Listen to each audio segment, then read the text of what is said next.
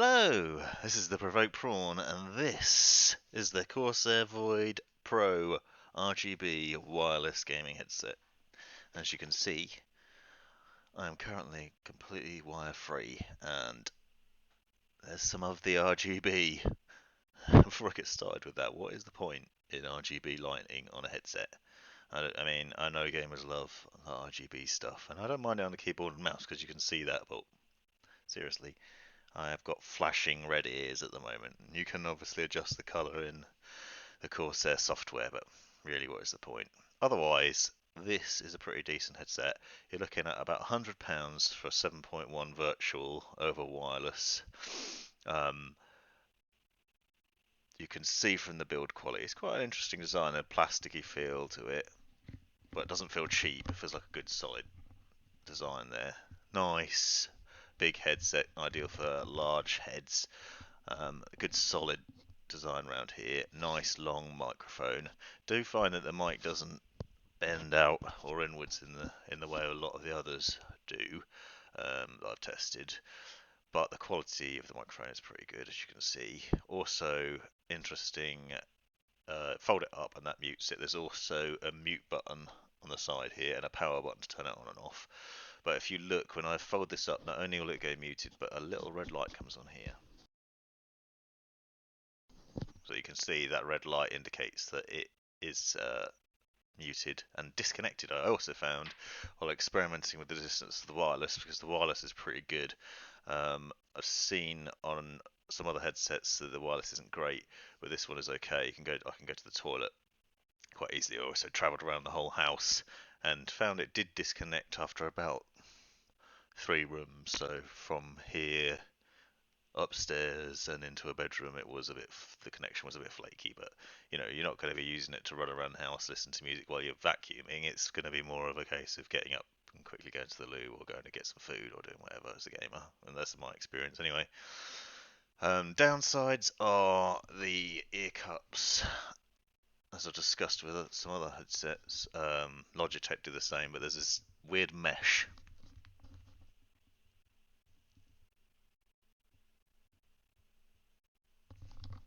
Focus isn't great there, basically it's a perforated mesh, and it's sort of Logitech call it sports mesh. Um, I find, although ears don't get as hot as they would do with leather ear cups, it's quite scratchy. I find it, it scratches on my skin and on my beard, oddly, and it's just not that comfortable. I find it irritating. I find it irritating to wear. Besides that, the 7.1 sound is good.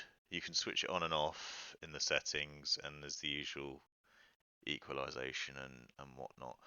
There's a volume wheel underneath. Just quickly show you that as well.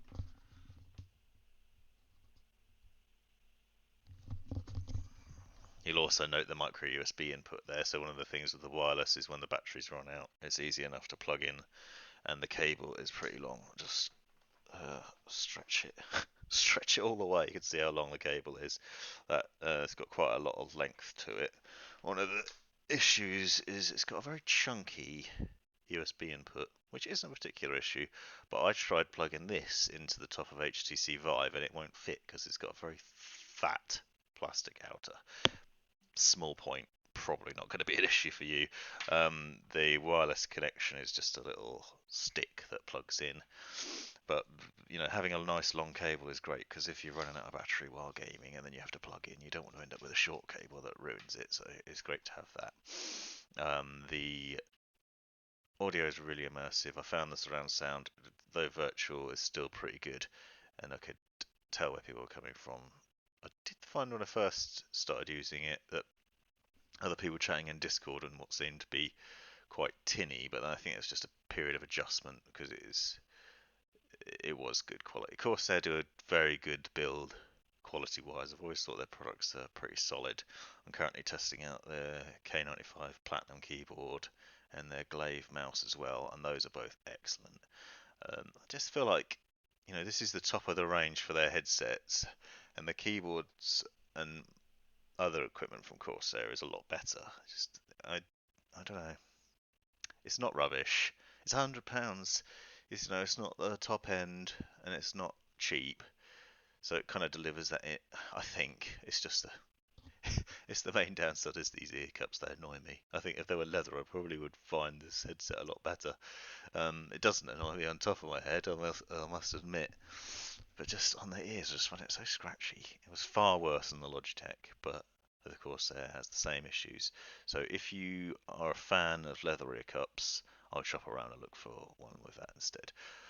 If you want something that's reasonably affordable, does 7.1, has a good microphone, has wireless capability that has a decent range on it, and a good battery life, then the Void Pro is probably for you. There's a USB version and a wireless version. I'm going to be testing both. I actually have had some experience with the wired because I bought one personally, not of the RGB though. And like I said, I don't really see the point unless you want to complete the collection and have everything RGB when you're not using the headset, or if you want to show off some colours to your friends or at a LAN party. I don't know. I don't know. Just seems pointless. Anyway, I would recommend it. Just depends on your preference when it comes to comfort. It is lightweight though. I don't feel like it's weighing me down. And you can see there's not much movement. There's not much giving movement. Oh look, little red light rave going on there. Anyway, it's fairly decent headset. Wouldn't put it in the best of the best, but it would probably be up there. Affordable 7.1 surround sound, good build quality from Corsair as always. Recommended.